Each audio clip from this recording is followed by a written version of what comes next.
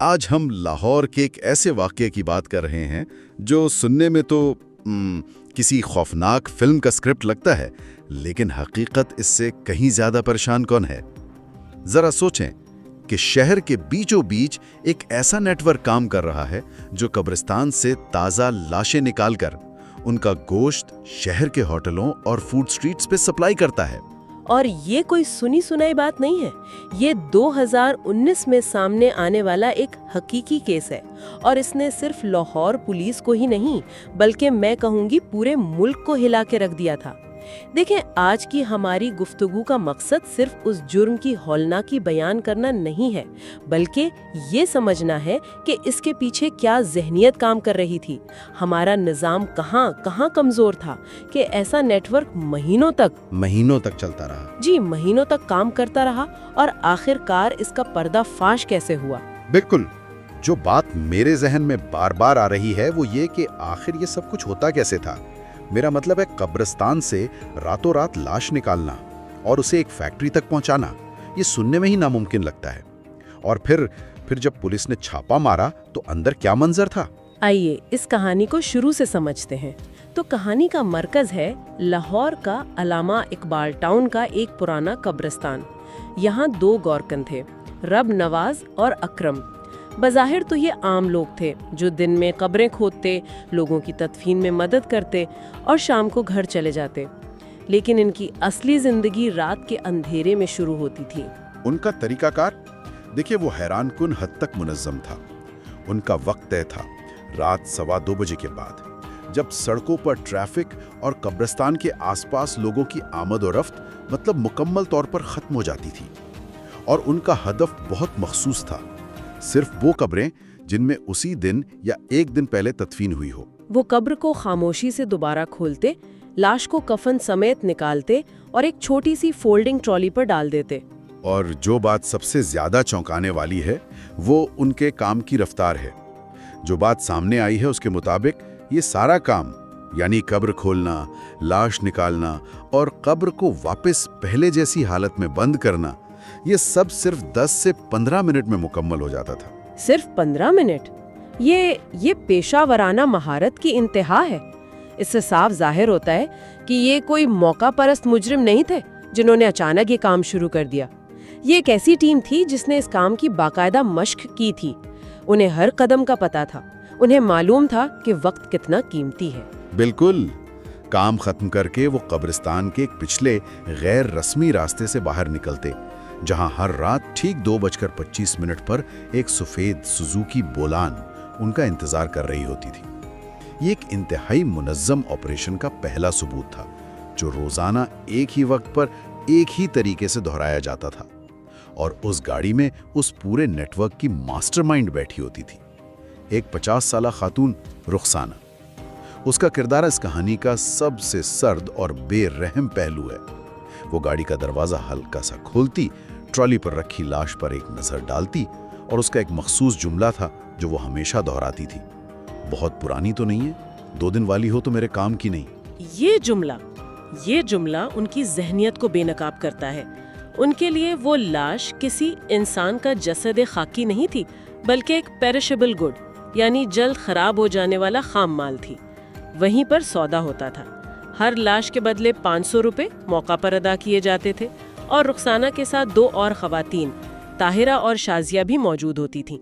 ان کا کام لاش کے کچھ حصوں، خاص طور پر سر اور سینے کا معائنہ کرنا ہوتا تھا، شاید اس بات کی تسلی کرنے کے لیے کہ موت طبعی ہے اور لاش قابل استعمال ہے۔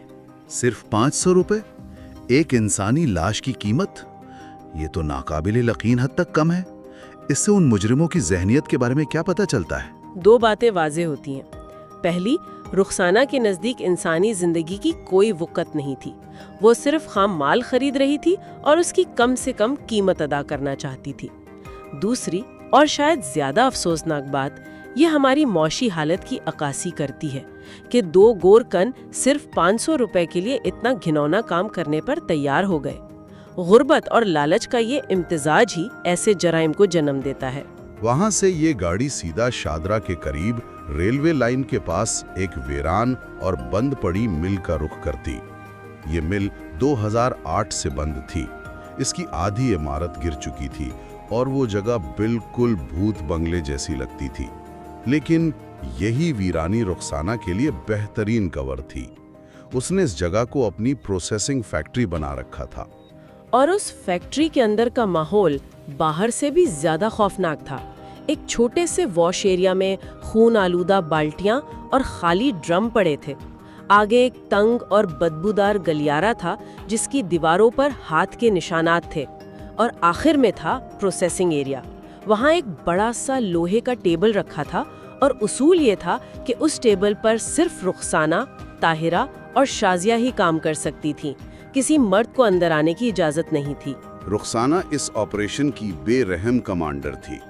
وہ ہمیشہ ہاتھ میں ایک تیز دھار سرجیکل بلیڈ رکھتی تھی۔ جیسے ہی لاش کو ٹیبل پر رکھا جاتا، اس کا پہلا حکم ہوتا، پہلے ران الگ کرو اور جلدی کرو، 2 بجے تک مال بھیجنا ہے۔ یہ بے حسی کی انتہا تھی۔ ان کے کام میں بھی ایک خاص حکمت عملی تھی۔ وہ جان بوجھ کر لاش کے صرف ان حصوں جیسے ٹانگوں اور کمر سے گوشت اتارتے تھے جن کی شناخت کرنا تقریباً ناممکن ہو۔ اچھا جی، چہرہ، ہاتھ اور دیگر ہڈیاں ایک الگ بوری میں ڈال دی جاتیں۔ اس کے بعد گوشت کے ٹکڑوں کو ایک پرانے صنعتی گرائنڈر میں ڈالا جاتا جو صرف 30 سیکنڈ میں اسے قیمے میں بدل دیتا تھا۔ اور یہیں پر اس کہانی کی سب سے گھنونی تفصیل سامنے آتی ہے جس نے تفتیشکاروں کو بھی ہلا کر رکھ دیا تھا۔ انسانی گوشت کے قیمے کی مخصوص بو اور رنگت کو چھپانے کے لیے وہ اس میں بھینس کا تازہ گوشت اور تھوڑی سی مرغی کی چربی ملاتے تھے۔ اس ملاوٹ کے بعد بظاہر یہ پہچاننا ناممکن تھا کہ اس قیمے کا اصل ذریعہ کیا ہے۔ یہ ایک انتہائی شاطرانہ چال تھی۔ وہ جانتے تھے کہ اگر صرف انسانی گوشت سپلائی کیا گیا تو اس کی بو اور پکنے کے بعد کا ٹیکسچر وہ شک پیدا کر سکتا ہے۔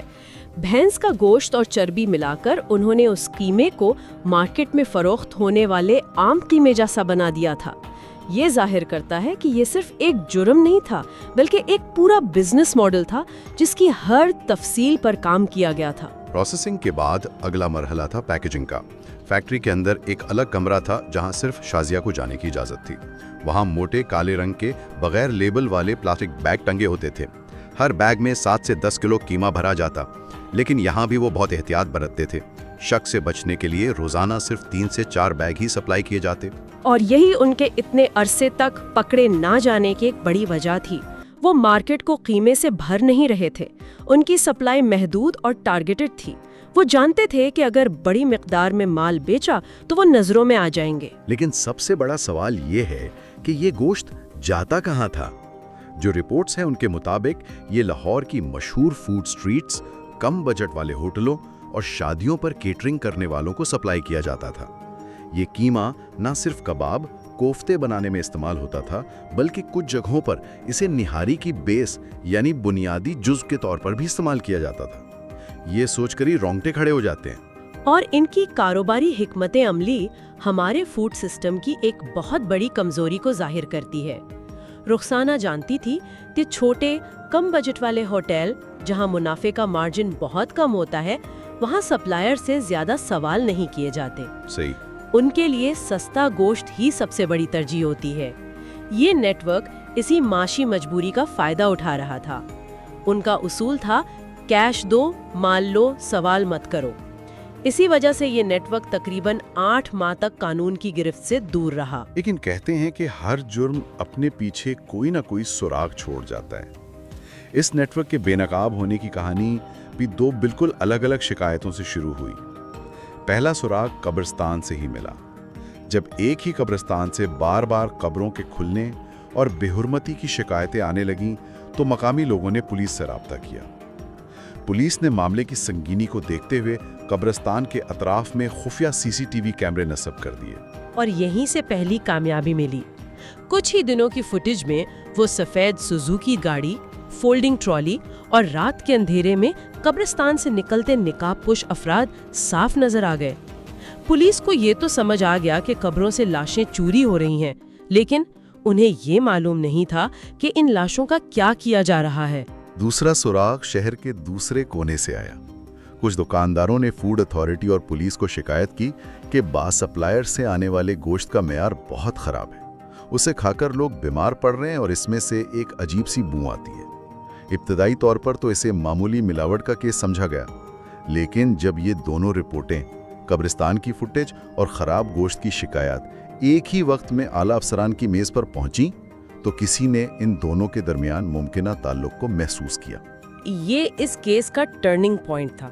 ये समझना कि एक कब्र की बेहुरमती का ताल्लुक लाहौर की फूड स्ट्रीट पर बिकने वाले कबाब से हो सकता है, ये आम सोच नहीं थी।